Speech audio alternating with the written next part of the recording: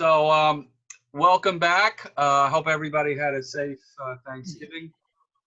We had about 9 meetings in a row, so I guess some people did not make it tonight because we had last week off, but hopefully more will be strolling in for what will be a great evening tonight with Anika Orrock and her new book. She's an artist, a new book about the Women's Professional Baseball League from a league of their own.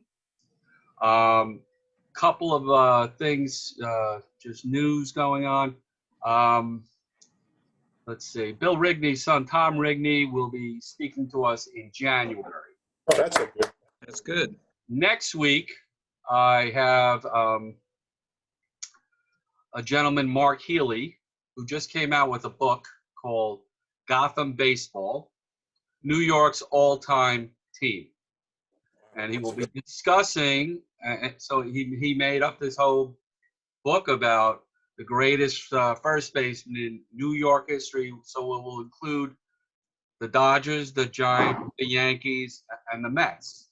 So if you go look up this book, you will see Mays is in it, Irvin, Christy Mathewson, Carl Hubble. So I do not censor people. I just told him that talk about the book, but especially about any of the Giants who are involved. So that'll be next Wednesday, not next Thursday.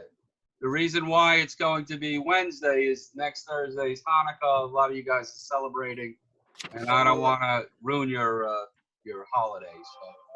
So, it will be Wednesday. Mark Healy, Gotham Baseball, New York's all-time team.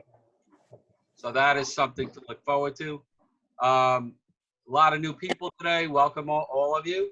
I'd like to give a shout out to Russ Stanley, who works in the Giants ticket office. He is here tonight, and he made a sizable donation to our cause. So Russ, thank you very, very much. And without further ado, thank you, Russ. If you don't thanks, Gary. No, I appreciate all you're doing. This is really great. We appreciate you being part of this, and maybe one day you'll speak to us as well. I need better stories. Without further ado, I'd like to turn over the microphone and the screen to Anika. Anika, welcome to the New York Giants Preservation Society. Thank you so much for joining us. Hi, thank you. Thanks for having me.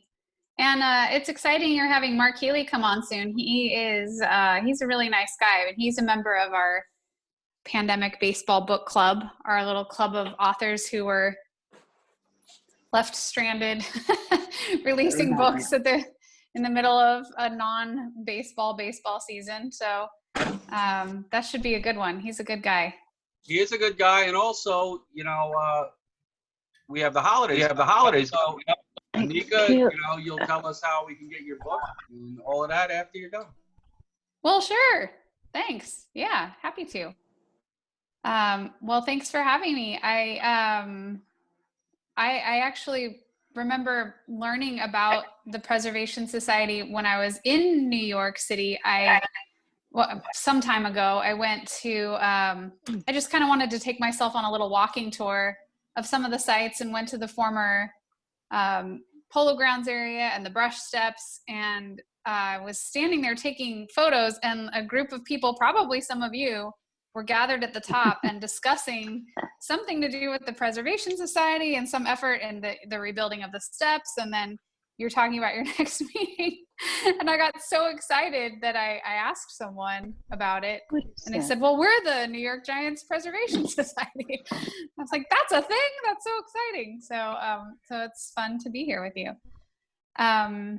Yeah, I suppose, are you just wanting me to just talk, or do you have any questions? Or I'd like you to tell us what you do, because I know you're more than an author, and I know you're a serious Giant fan. Then talk about your book, and then you could open it up for questions. Here's the book. Sure. Oh, thanks, Perry. Oh, hi, Perry.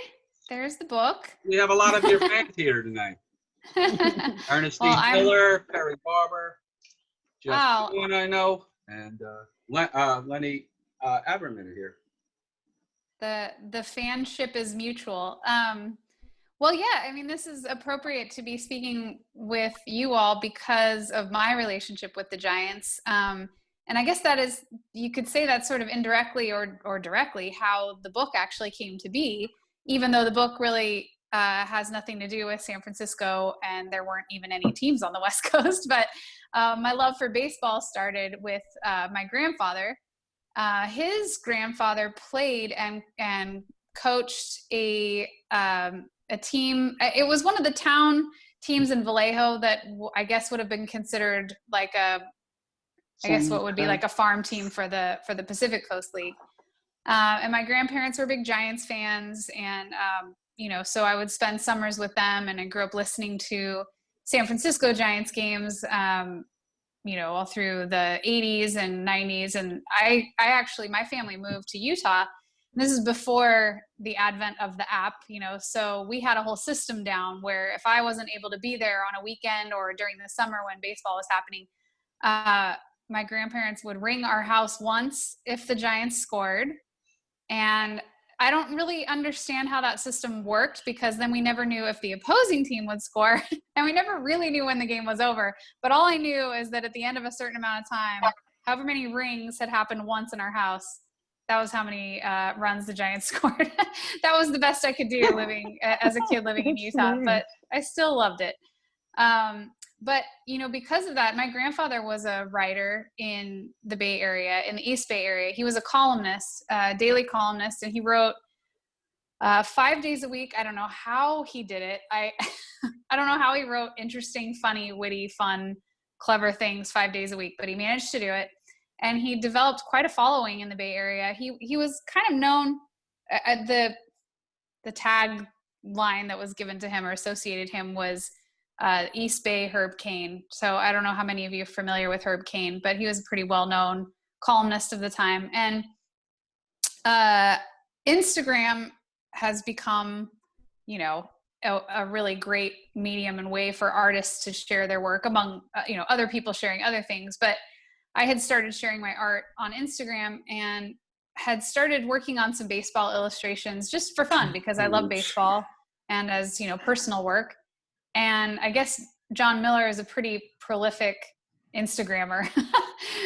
So he saw my work and mostly just recognized my name because it turns out he grew up in Hayward, California, reading my grandfather's column every morning. And I have a pretty unusual last name. So that kind of, set off the, he reached out to me and asked if I was related to Ray Orrock. And I mean, to have John Miller, the voice I grew up listening to, just reach out to me out of nowhere on Instagram asking if I'm Ray Orrock's granddaughter was already about as exciting as it could get for me. But then he invited me to a game, and that was about as exciting as it could possibly get.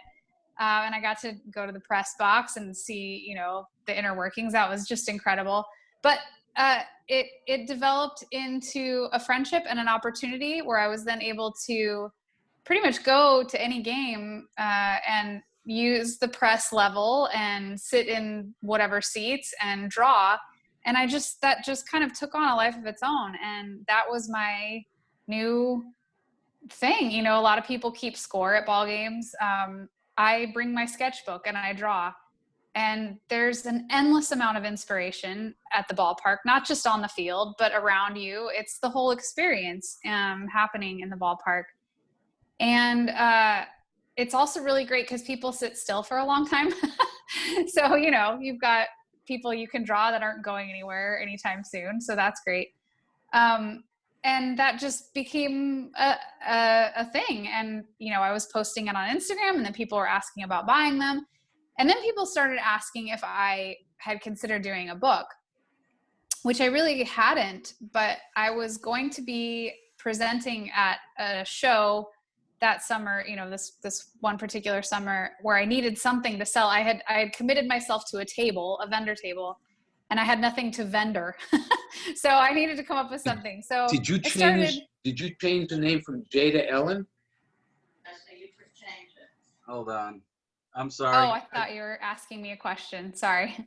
Um, so I just started compiling some of these drawings into a book form that I was just going to self-publish some baseball illustrations.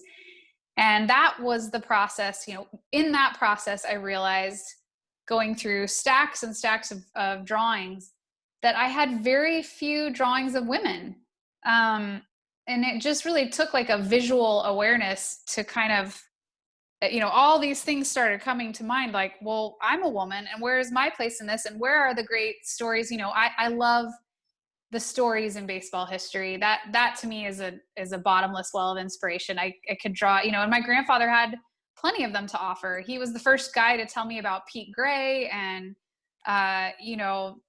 just all these great, I almost like, I almost think of them as kind of folkloric, the heroes of baseball. And, they're kind of like the Paul Bunyan and John Henry, all within this, very integral part of American history and the American fabric of baseball. And it just kind of occurred to me in this moment, all these thoughts started coming to my head of like, well, where's the Annie Oakleys in baseball? And the only story that I was aware of was A League of Their Own, which is, I knew was based on a true story, but I didn't know at that time how true it was. But I just started doing a little bit of research just out of curiosity. And I started finding some really great stuff that at that time just inspired illustrations. It just inspired more drawings. My whole way of thinking is, most of the time, if I see a story that hasn't been told, or I think of a story, I'll want to write it. Most of the time, though, if I see something great, all I can think is I want to draw it. So the first thing that I really came across was the beauty guide. So the women of the All-American Girls Professional Baseball League were handed an actual guide of things that were expected of them. So there was, manners, decorum, dress code, and then there was a beauty guide about how to apply your makeup, how to, brighten your eyes and make your mouth appealing. I'm sure all the things that MLB players get today. And I just found that juxtaposition so entertaining. I couldn't wait to put it on paper. I thought, what better juxtaposition than women playing hard-nosed baseball and having to put on lipstick before they go out, so I just started playing with that visually.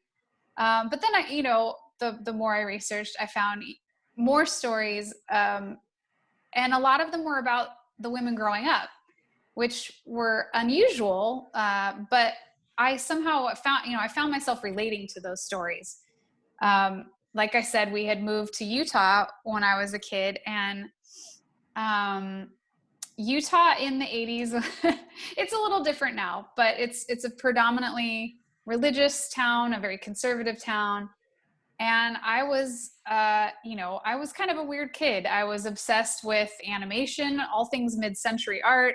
I had a complete affinity for things like the Dick Van Dyke Show. And, it was just like a total oddball. And other girls my age, and I love baseball, other girls my age, the culture at the time, it just, all they ever talked about was, well, when I get married and when I get married and when I get married, and we're like 11, So these things obviously didn't interest me. So I ended up just hanging out with boys all the time and doing boy things. And I never considered myself a tomboy. I was not very athletically, skilled, but I just kind of took it up because that's what a lot of them were doing.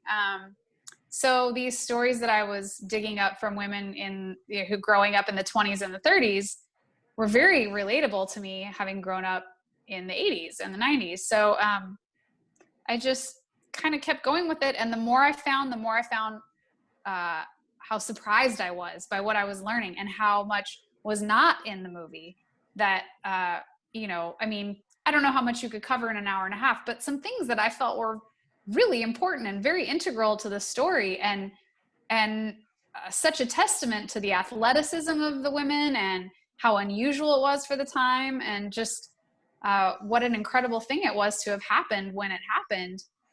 And also how interesting it is that it hasn't happened since. And that was, it started in 1943.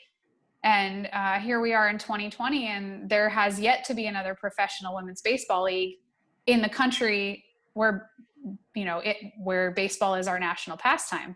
So that just prompted me to I couldn't get enough. I just kept researching. I wanted more. And that, coupled with the illustrations, I just decided, what the heck, I think this would make an interesting book. These stories are great. And so I pitched them to a local publisher, Chronicle Books. I was living in San Francisco at the time. And much to my surprise, I heard story after story from people saying, well, good luck. You pitch a book, and that's just as good as throwing it into the middle of the freeway. The likelihood of hearing anything back is slim. But I didn't really have high expectations. And much to my surprise and delight, they wanted to do it. So that was how it started. And then from there, the research just got more fun. It was a hell of a lot of work. I traveled a lot. I spent all of my advance money going to the towns where these women had played, visiting archives, visiting local history museums, and then interviewing several players, attending their player reunions, which was really fun and entertaining and interesting in itself. I knew nobody. So going to my first reunion, I didn't even know you could just go. And then I found a thing online about buying your tickets. And I thought, well, I'll just try this and see if anybody stops me. And nobody stopped me. And they were all nice and friendly and helpful. But I definitely felt like I had crashed someone's family reunion. They're a very intimate group. They meet every year. They've known each other for 70, 80 years, So, but it's just been an incredible experience. And it really opened up the whole story for me of women in baseball in general. And because of my research on this, I found so many other windows into other rabbit holes that I just had to bookmark because if I didn't, I would have never completed the book. But just learning so much about, this is just such a small chapter for women in the game of baseball. But I think it's an important one. And it's also one that really lent itself to me, that I could identify with. The era, the things I was interested in, the style of art just happens to fit, my style fits perfectly within that era. And I have a good sense of history from that time, and design, and, other cultural elements that I had a pretty good grasp on just out of previous interests that existed. But it really made me interested in the whole story. And so what's been really fun is, since the book came out, just learning so much more, talking to so many more people who have, who are invested in the history and the future of women in baseball, like Perry and, other people that I've met who have really educated me just through sheer association and friendship. And the other incredible thing that I've gotten out of it is a community. Like I said, growing up, just hanging out with boys all the time, and there's nothing wrong with that, but I never had an awareness of the lack of female role models in my life, or examples, or community, or just the importance of that presence and the strength of that. I never had that. And so, and all my role models and heroes were men, the male baseball players, male animators at Disney, my grandfather, and they're all wonderful role models. Ever since I was a kid, Carl Reiner was like, people would ask me who my hero was. I'd say Carl Reiner, and like 98% of kids my age go, who? So it's been a really rewarding and just an incredible experience to have found my way into this community of women who all have the same knowledge, have far more knowledge than I do that I'm able to learn from, have the passion, the drive, the experience in this community of women who are baseball fans, baseball umpires, baseball players, people, women in management. And actually it was Ernestine who I had a table again at SABR, the SABR conference in New York. in, I believe that was 2017.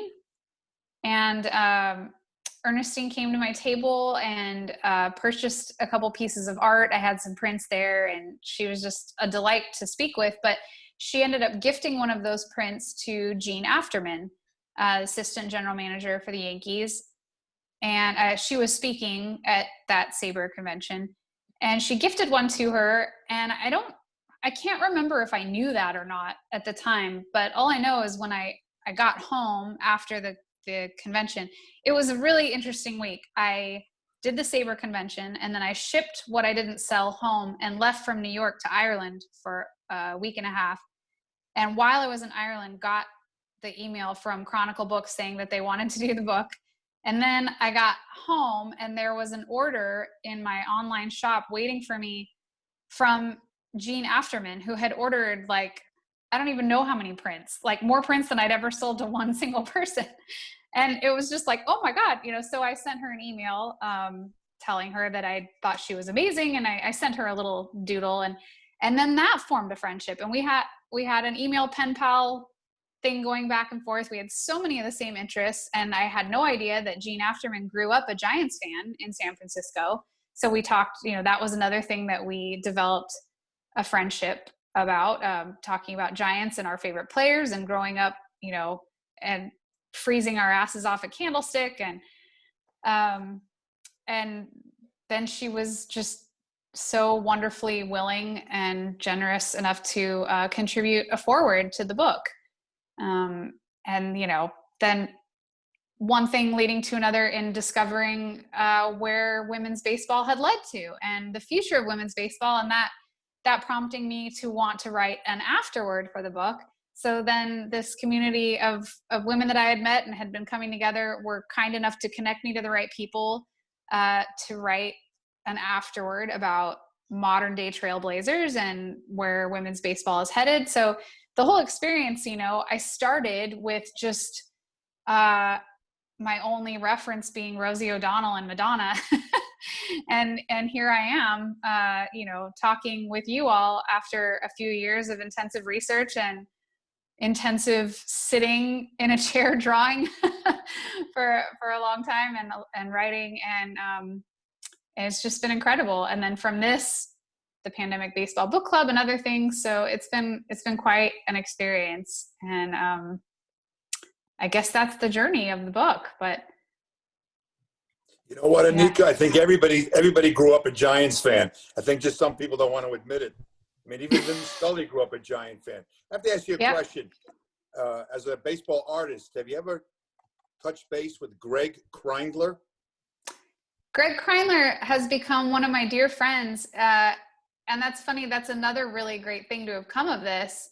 He was a camper of mine when he was about 3. But You're kidding. I mean, I see his stuff. I'm just amazed at what he's able to do. And it's not just one topic. It's everything, whether it's the Negro Leagues or the, baseball in the past, baseball in the future. So you do know Greg. I do. And he's amazing. He's amazing as an artist and as a person. He's become a good friend. But again, that is a friend that I have been so fortunate to have, we've been fortunate enough to become friends really through this whole thing. I mean, we knew of each other before the pandemic and had, communicated a little bit on social media. But again, he was one of those people that I didn't really know. And I just opened Instagram one day, and he had shared something of mine.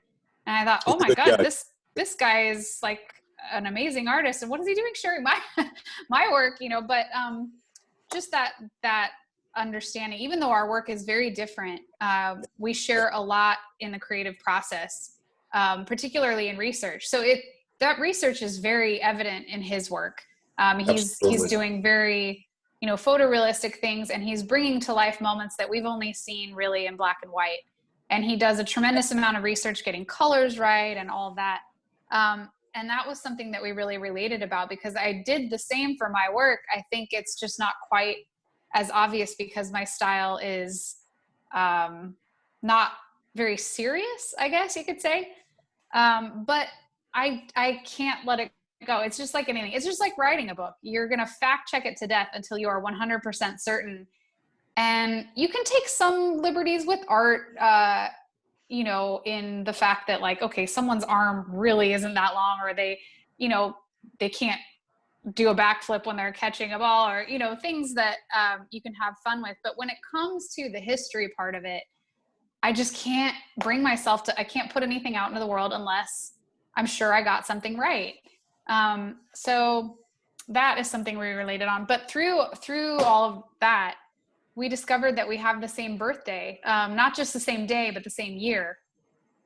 So this year we celebrated our 40th birthday in April at the very beginning of this pandemic. So we decided to put together, I can send you the link, it's on YouTube, but we put together just like a funny little birthday video, a remote Zoom, throwing ourselves a little birthday party. It's been edited together, so it's, you know, maybe 3 minutes long. But in that video, we draw birthday cards for one another. And it's really fun to see the process. We've sped it up, you know, so please don't go telling people I can draw a birthday card in 12 seconds. No, but I'm emailing emailing him now that I'm on a Zoom session with you. And his dad was a counselor for us. Real nice family, and he does terrific work. And I'm anxious to see your book as well. So thank you so much for being on with us. Well, thank you. We see your can we see your book? You open it up and show us some pages, and I'd love to see it, and probably love to buy it. Absolutely. Let me grab my copy behind me real quick. Perry's got it too. Hang on. Illustration. Let's see. Anika, do you want to take over the screen? See that? If you know how to do that. I do, except the book is here. Like if I were to, you mean do a screen share? You get bigger. To make it bigger. Do it. Yeah, because I know it's not very clear, and the illustrations are so wonderful. Can you see that? Let's see. Would I do it under meeting settings? I think I go into share screen, and then you have to do something. Yeah, if I share my screen, that just shares my iPad screen. Right so there, open it up, because when you're on full screen when you talk, you could just open up the book and give us a show and tell. Right, I'm just trying to figure out how I would make myself bigger, because there's the switch to active speaker. So actually I think maybe that's on your end. If you switch from the grid view to the active speaker view, then you'll see me bigger. Yes.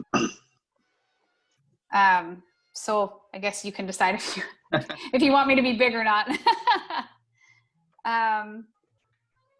Yeah, so, it's not a very small book, and it's, ironically, it's all told with end pages, 162 pages, which that number, I feel like an idiot. It hadn't even occurred to me. And amazingly, and you will all appreciate this, Bruce Bochy is the person who pointed that out to me, which was a very surreal moment. Someone brought up my book, and he asked if it was a children's book. And I said, no, children will certainly enjoy it, but it's an all ages book. It's 162 pages. And he goes, how perfect is that? And it took me so long. I was like, how perfect is that? What does it mean?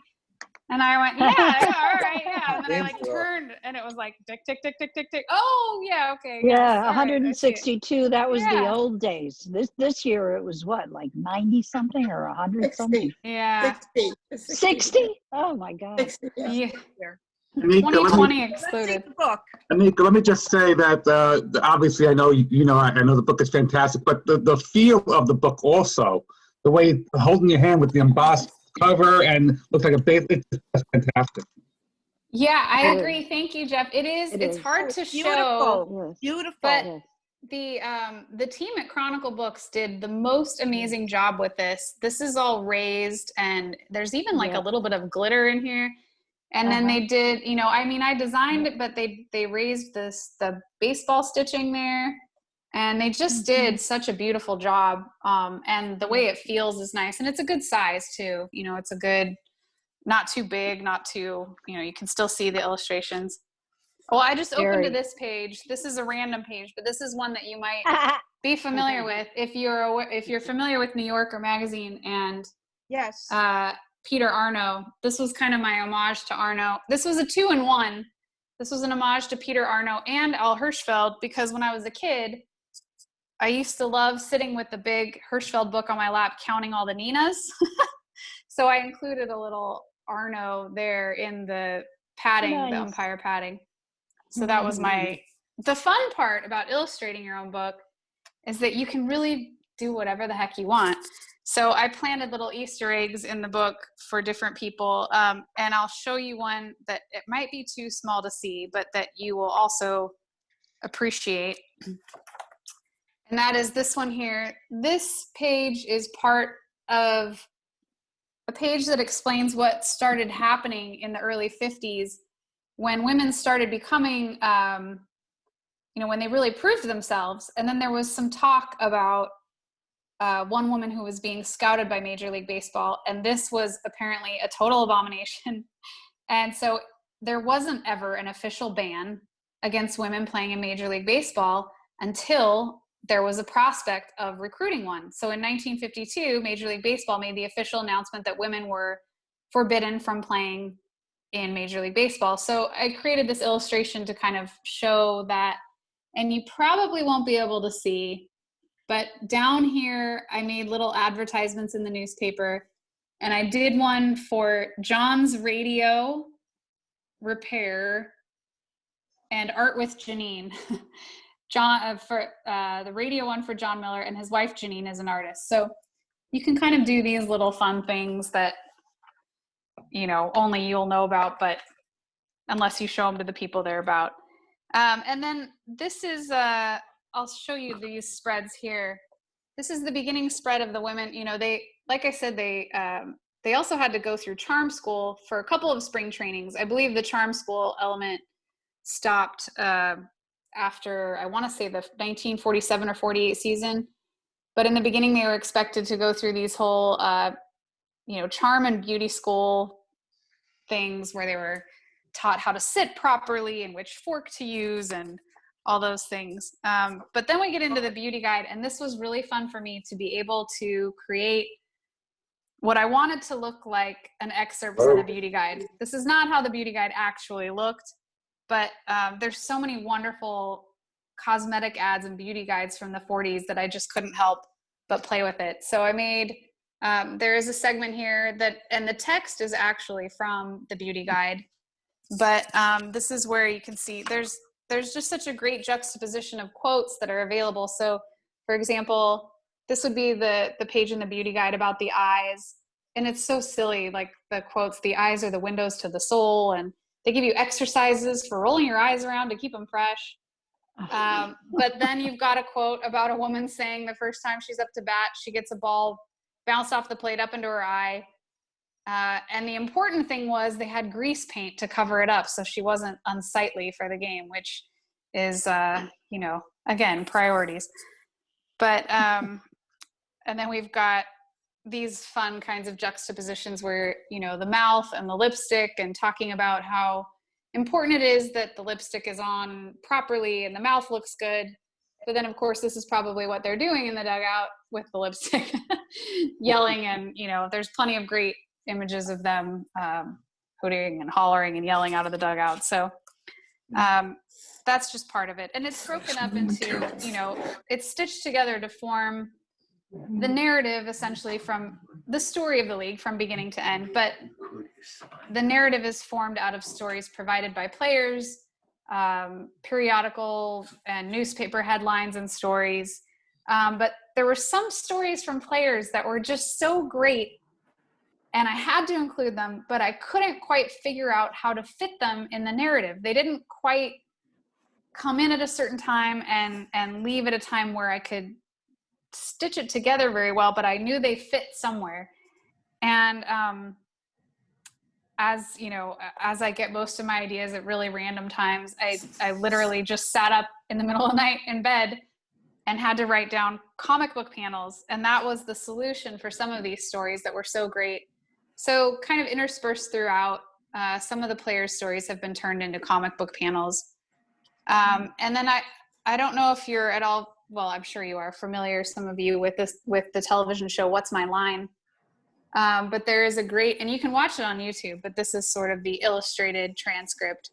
There was a wonderful episode with Bonnie Baker, who was not only a phenomenal baseball player, but she ended up becoming Canada's first female sportscaster in the 60s.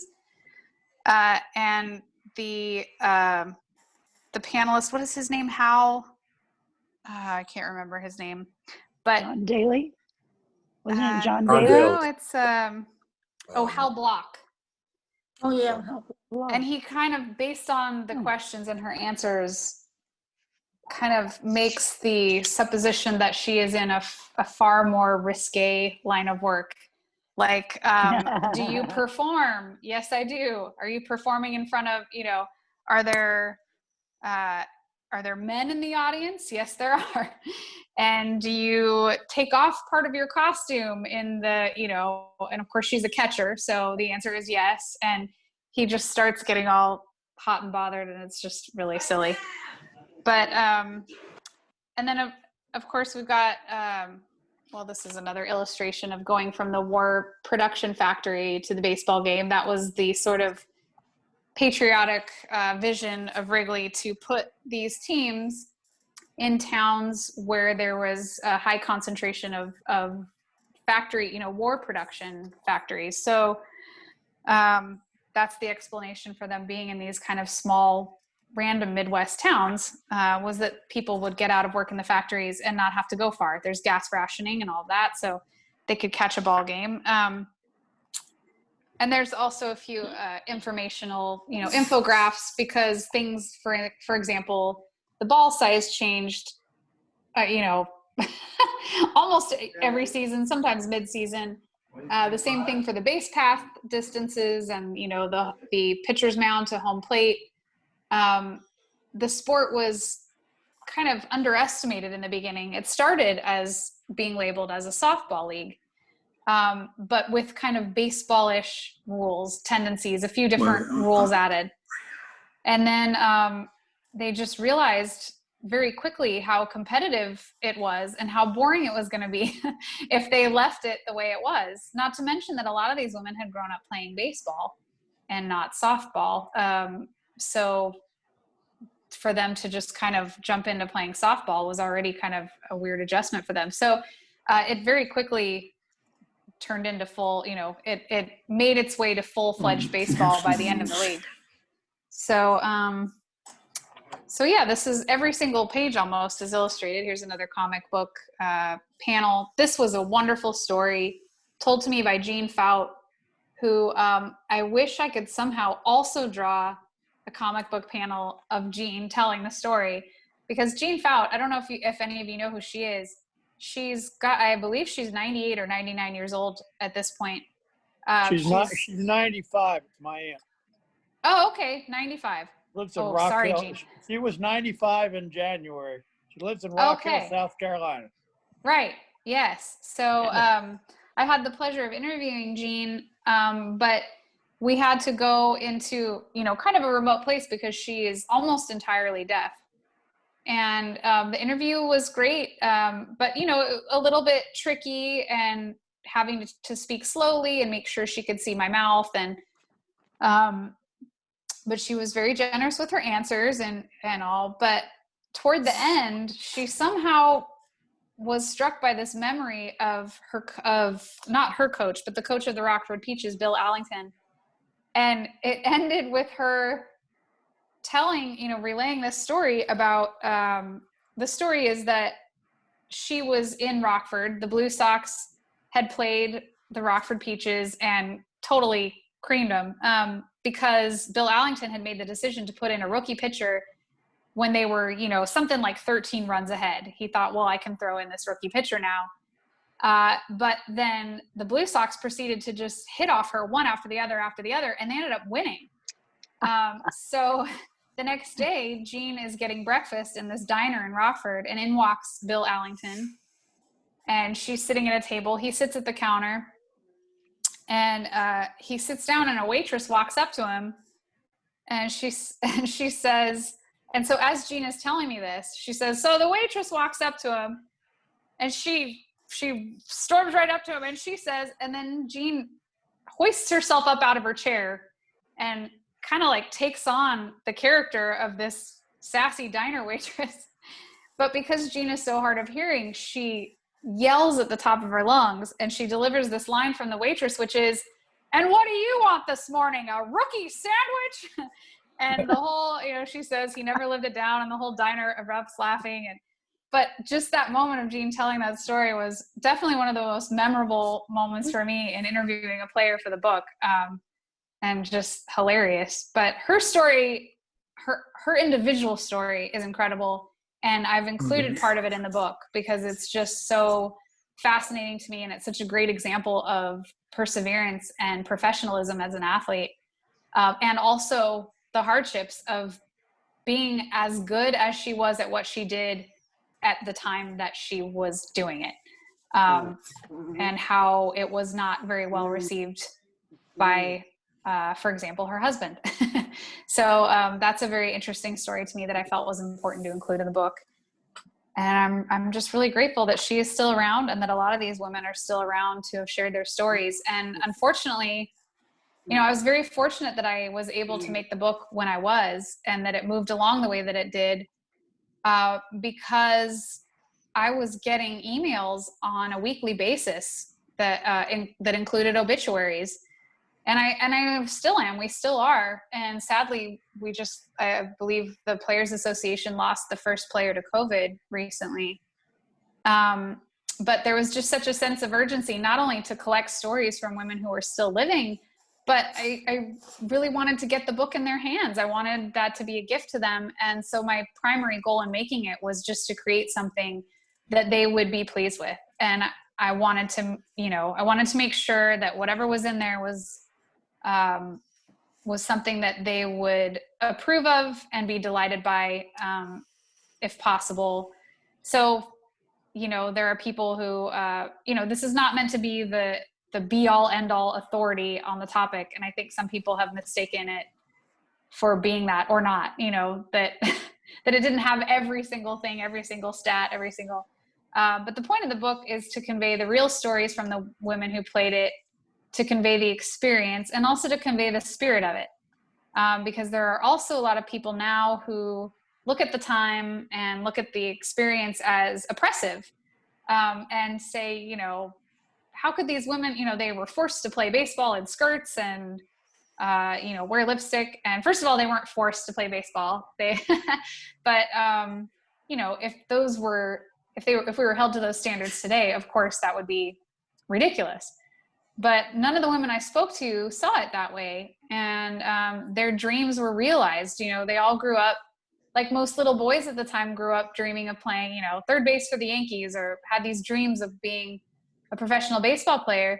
And girls were not only not encouraged, but not really even allowed to have those kinds of dreams. It just was an impossibility. But most of the girls that became women that played in this league, they had those dreams. They just couldn't really work toward them specifically. But the amazing thing to me is that these women grew up playing baseball with the boys and kept playing, despite the knowledge that would never be possible. They kept playing, and they kept getting better just for the sheer love and joy of it. And that really came through when they finally had the opportunity to play. And that's why, I think it's such a great story, because the passion was there, and they just had the time of their lives, and they were professionals. They were making more money, a lot of them, than their own fathers at the time. They were paid like professional athletes. They were treated like professional athletes. And the whole thing is just such a wonder to me to have happened when it did. So it was a real pleasure and an honor to not only share those stories, but to do it in the way that I know how to do, that I enjoy, which is illustrating the whole thing. So here it is. Just got a response from Greg Kreindler. I told him I'm on a Zoom with Anika, and I heard you share the same birthday, and he says, we do. She's my buddy. Love her work. She's a wonderful person. Aw, So, well. thank you there. Do you suggest we buy the book on Amazon, or buy it through you so you can sign it for us? What is the plan here? What would you Well, suggest? you can buy it anywhere where books are sold. You can certainly buy it on Amazon. I personally recommend that if you're not buying it through me. So here's the thing: you can buy it through me. I have a limited amount of copies available for the holidays, so I'm down to. I have 18 copies left. I sign them, but they are, and I'll personalize them for you. But they cost more than retail. So for some people that's worth it. For some people that's not doable. And I particularly understand that right now. But for people who don't particularly want or need an autographed copy, of course, local independent bookstores are really struggling right now. The Pandemic Baseball Book Club, which that's kind of a different story, but several of us authors came together when all of our tours and events were canceled and created like a virtual platform for promoting our books. And we have a Pandemic Baseball Book Club title storefront Yes, I'm on busy. a website called Sorry. bookshop.org. So if you went to bookshop.org and typed in Pandemic Baseball Book Club, you would find it at retail price there. Otherwise, if you'd like a signed copy, I'd be happy to personalize it for you. And those can be purchased on my website, which is my name that you see on the screen, AnikaOrrock.com. Okay. I also have a lot of and if you're not particularly interested in the book or you want to add something to the book, I have a lot of prints of Giants artwork. And I believe I've extended, did I give you a discount code, Gary? Yes, you did. I sent out to everybody. Okay, good. Anika, it's a beautiful book, and I am definitely going to get it. But I just want to tell you that my next door neighbor, who I'm very friendly with, his name is Tom, and his sister is the president of Chronicle Books Book Publishing. And You're kidding. I've met her. I don't remember her name, but she was visiting. I'm in New York, and his sister is president. That is an incredible coincidence. Wow. Well, next time you see her, I don't know if she had anything to do with my book, but tell her thank you. I'm going to tell him as soon as we're off, because his son is a wonderful illustrator and does great comics. And I don't know if they got the book or not. They probably do. She probably sent them the book, but I'm going to take a look. Wow. It's a That's beautiful wonderful. book. How exciting. That is so neat. Nika, I know this was Thank you so much. a labor of love for you. Did you do it also? Did you feel like you had a built-in audience? Because it didn't matter if you were a man or a woman. The movie was just so fantastic that people would want to learn more about it. Yeah, well, that's certainly the hope. And then also the hope of, I guess, a new audience, but also, so I will say my original pitch for the book was not this. It was actually just a series. My original idea was just a page, page after page of just a story provided by a player in no particular linear format, just a story about playing with a facing illustration, kind of like a fun pick up anytime coffee table book. And the editor who took on the project was the one who actually reminded me, which was an incredible thing to remind me. She said, well, it's been over 25 years since the movie came out, which means there is a whole generation of girls who are now women who who very may well have not seen the movie or even know about it. And my first thought was, well, that's absurd. Everyone knows about the movie. But I have since gotten several messages from people and even adults, like older than 25 years old, but several girls and women and men, everybody who said they went and watched the movie because they saw my book or they got my book, which is an incredible thing to me. I just would always assume it would be the other way around, but that's delightful and rewarding for me. But also just a good reminder. Did the players who you interviewed feel that the movie was basically all true, or they took liberties, or? The general consensus is there were definitely liberties taken, several, but nothing that was, offensively off base. But however many liberties they took and however many things they kind of skipped over, there's several things, like, for example, one of the general ones is that the character of Jimmy Dugan, Tom Hanks's character, that would not have been, there were no like real sloppy drunks hanging out, and and one player said the funniest thing: he would have never just come in and taken a whiz for 20 seconds. That was my favorite line, which is, I guess true. And other things like, and the other thing that is interesting is in the movie, they give the impression that the league lasts, like a season, and it was just kind of only necessary during the war, and then it sort of disappears, but it lasted 12 seasons. So, and it was very successful. It was a very successful league during that time, and only for, a conglomerate of reasons did it see its demise in 1954, but really had all the potential to keep going if it had been handled right. So that scene about like drinking tea correctly and crossing your legs, it's really part of your book with the beauty part. Yeah, that part was real. That part was very accurate and true to life. And several other things, but where there were liberties taken, I think, it's obvious that those liberties were taken for the purpose of making an entertaining movie. But also the general consensus of the women is that those things were sort of forgiven or easily forgiven because of the fact that had it not been for the movie, the existence of the league just wouldn't have been known, let alone popularized. And their lives were changed. I mean, these women who, their own families didn't know they played. They never talked about it. Several women told me that their own kids learned that they played professional baseball because the movie came out, which is incredible. But it was just this thing that they just never talked about. For a long time, they didn't feel like they could talk about it, or they got exhausted by the conversations that followed when they told someone I played professional baseball in the 40s. They were not very positive conversations.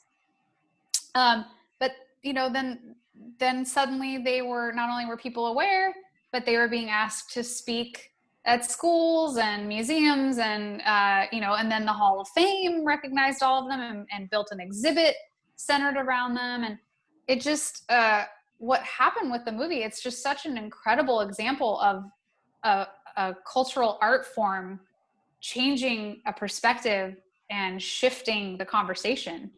I don't know how many movies have really done that. I imagine a good handful, but as far as something like this, it just changed everything. So it's safe to say that I might not have known about it or made the book without it, just because it put that story in the consciousness of everyone. So right. I have to point out, please, one of the final scenes in the movie where they cut the ribbon at the Hall of Fame, and the guy says, "You are the first women to be inducted into the Hall of Fame." That's not true. For anybody here that doesn't understand that, it's not true. They were not inducted into the Hall of Fame. They are honored with an exhibit at the Hall of Fame, but it's not the same. And I think, Anika, correct me if I'm wrong, they have an agreement among the surviving members that either all of them get in or none of them does, that they're not going to permit one or two candidates to be inducted individually. Even if it were possible that they could be. And according to the rules, I don't actually think they qualify. They might be able to find some kind of a loophole. But they've come up, the Hall of Fame has consistently turned down their bid for it because they don't believe that the criteria qualifies. Right. As far as the agreement, I believe there is some division there. There's quite a bit of division within the Players Association about how that should proceed. Okay, they have nominated specific players to be inducted over and over. Gene Fout is one of them. Yeah. But I don't know if that, I'm not really sure where that agreement among them stands right now. I know they continue to lobby for it, and I know they continue to be turned down.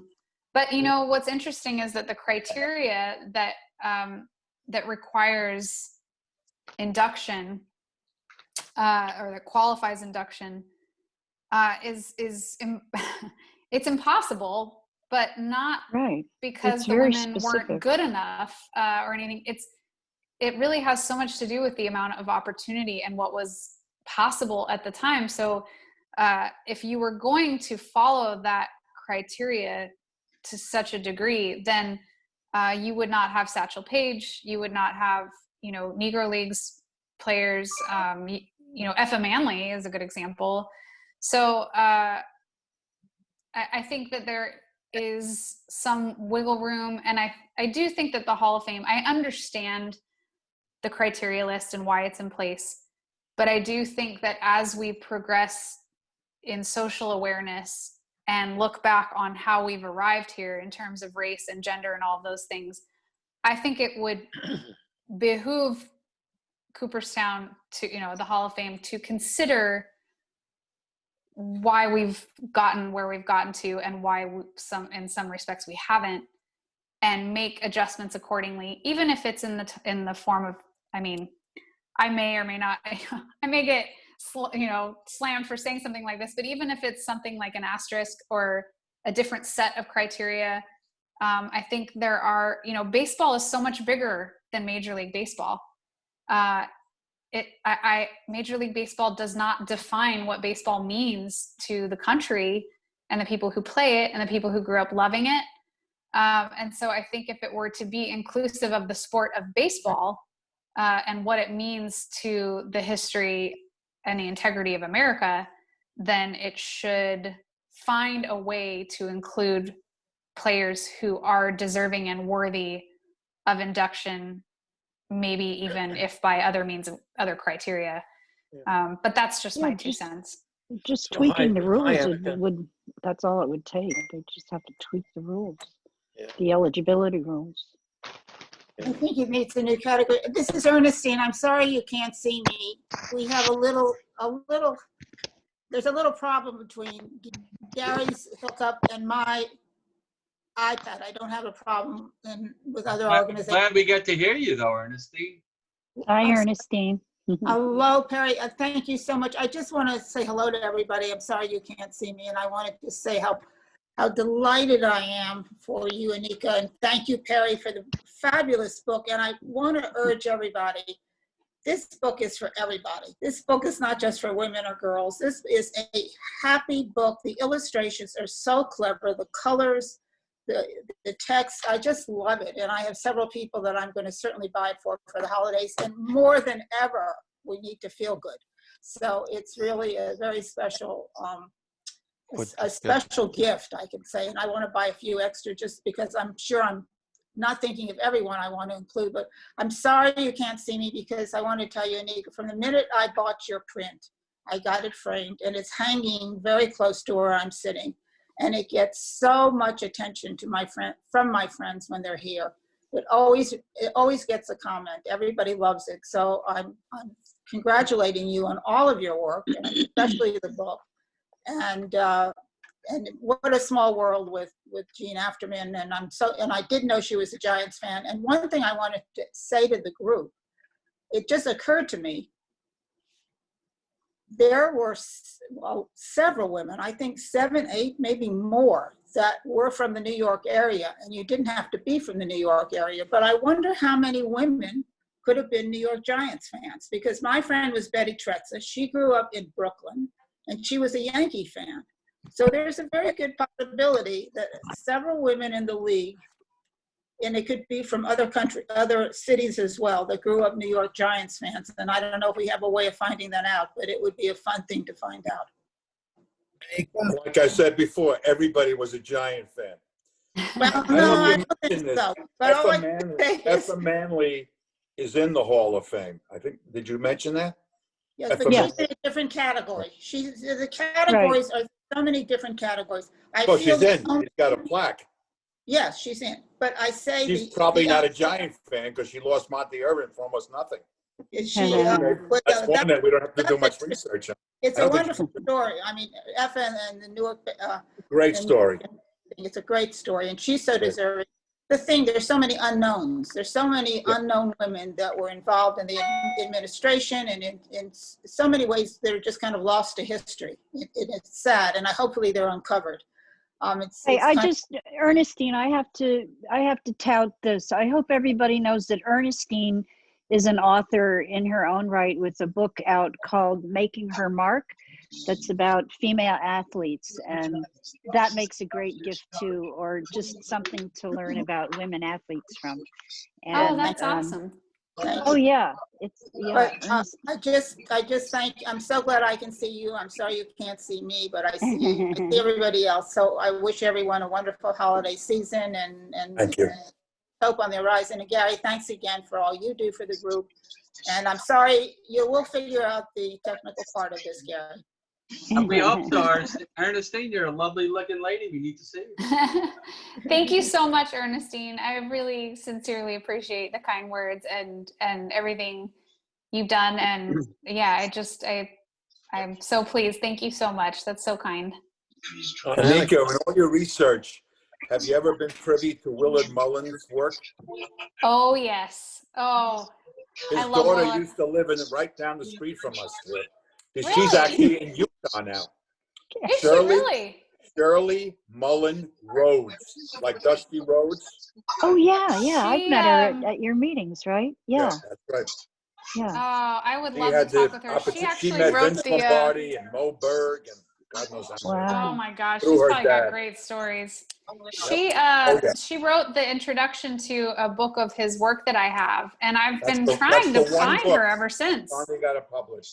He left from Arizona about 4 years ago, and she moved to Utah. I'm not sure where. Wow. Well, hopefully I'll go visit my dad one day and run into her at the grocery store or something. Anything's possible. Annika, He was a Giant fan because Pop Mullen, Willard Mullen, was the only journalist that Leo DeRocher allowed in the dugout. Really? Yep. I heard like that from it. her. Wow. Annika, I have an idea for your next book. The female softball in collegiate sports is very popular. Yes. And particularly in the universities. And if you want to make a comparison with that, and all the skills are the same, why that didn't cross over to baseball, and try to make that, compare and contrast.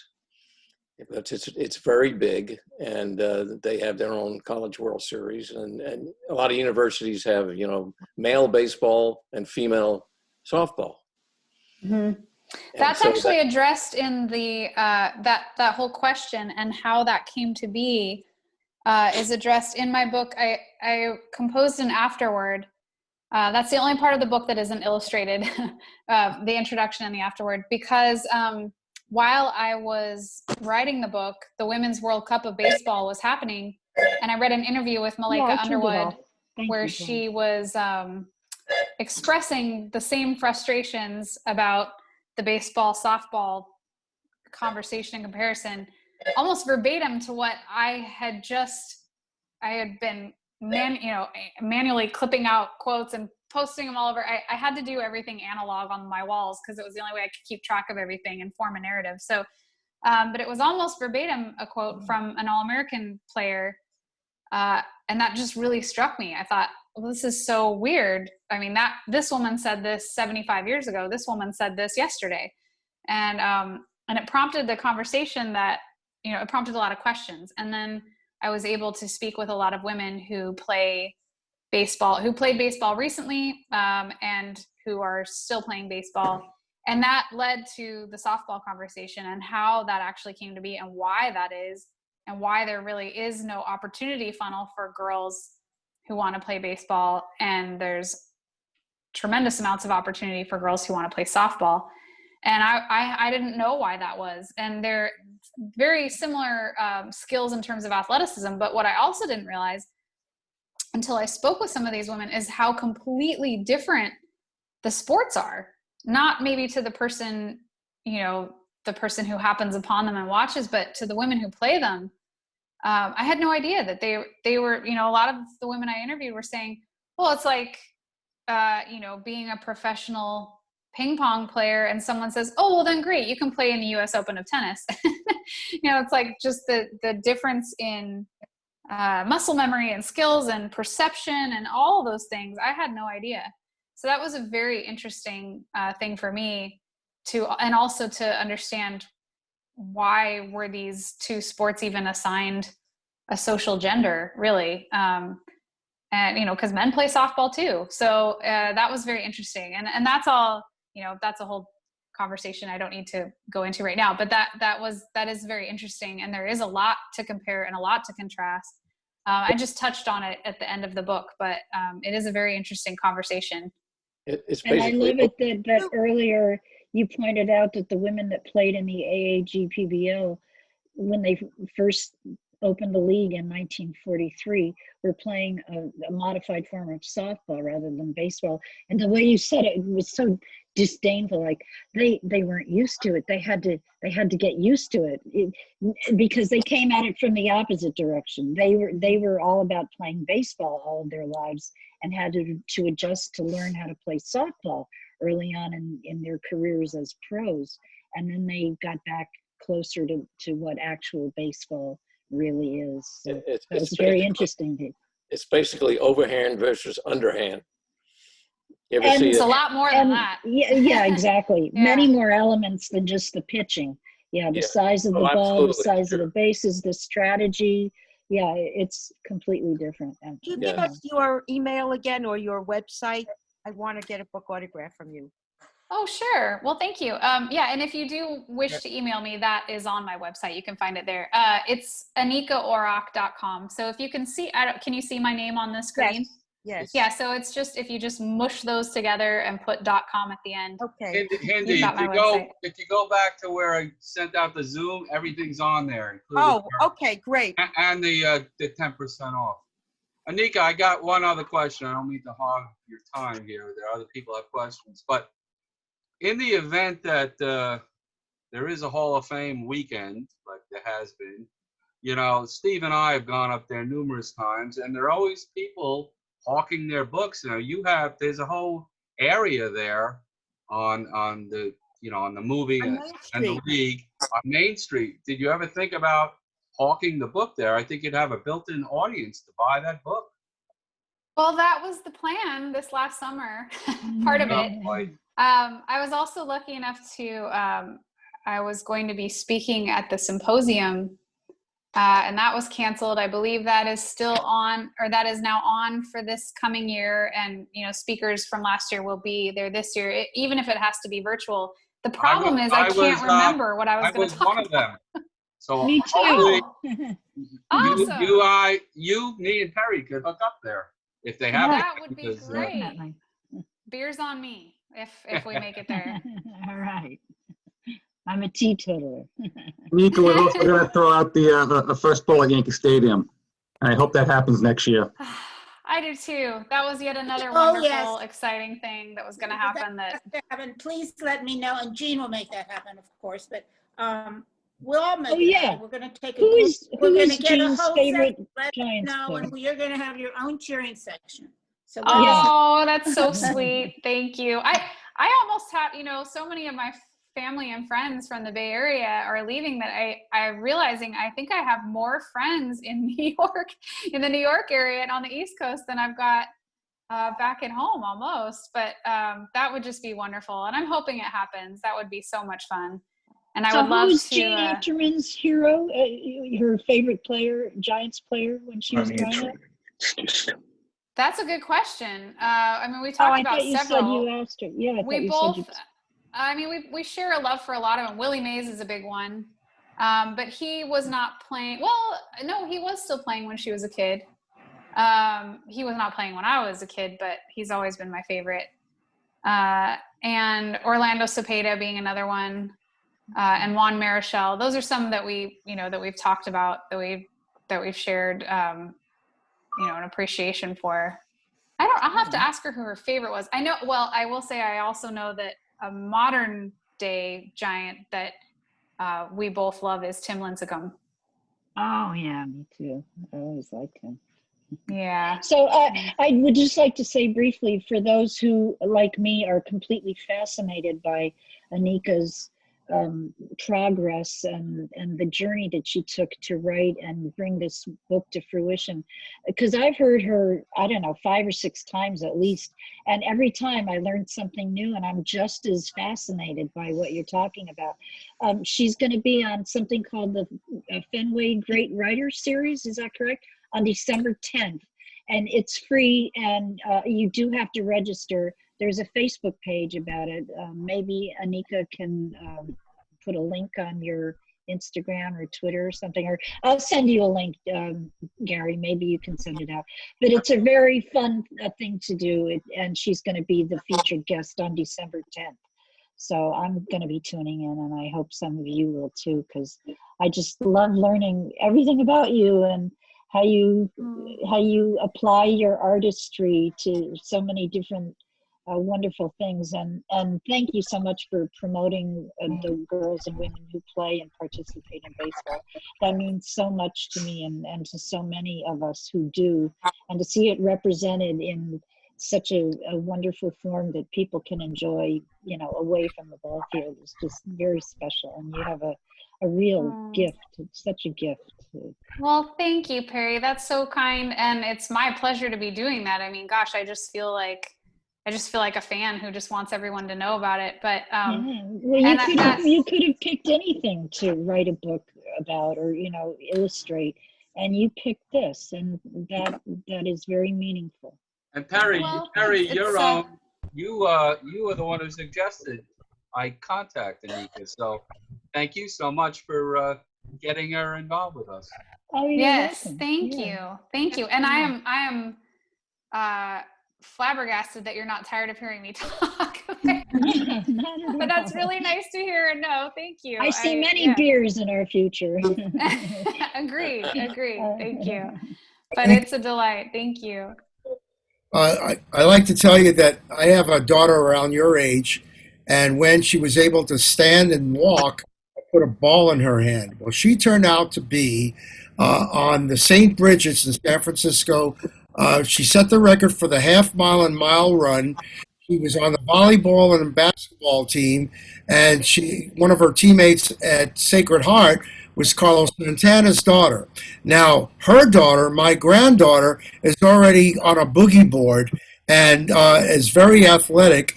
Now, you take those women, you go back to Charlotte and Emily Bronte, you go back way before then, and then you go a little forward to Ida Lupino. There were so many women instrumental in all fields of profession. And my daughter's mother was told by her grandmother that she has to wear a dress and shoes after school, and she cannot participate in sports. Well, a generation later, or 2 generations later, my daughter is quite an athlete. She's a great surfer, and my granddaughter, she's going to be 4 in a couple of weeks. She's already on a boogie board. I love that. I did quite a bit of surfing myself in California when I lived in Santa Cruz for 12 years, and that was my sport of choice for a while and skating and snowboarding, and then suddenly I realized that I didn't have knees anymore. But that's just awesome. I love that, and I love that you know, it's a viable thing now. You know, it's not there's nobody saying anymore, well, you can't do that. I mean, and if they are, well, there are 30 people behind them saying, yes, you can. So, I mean, that in itself, even though there are still so many things in the way, and there are channels that need to be developed from, you know, little league age and even before, up through college, up through the professional level. So much of that still needs to be developed, but it's so great that there's even the motivation and the drive and the possibility now. And that's really fun to see. Anybody else have any final comments? What is the name of your book again? It's get ready, you can't say it all in one breath. The Incredible Women of the All-American Girls Professional Baseball League. And Mars, we're very proud of you. Your mic actually performed. Well,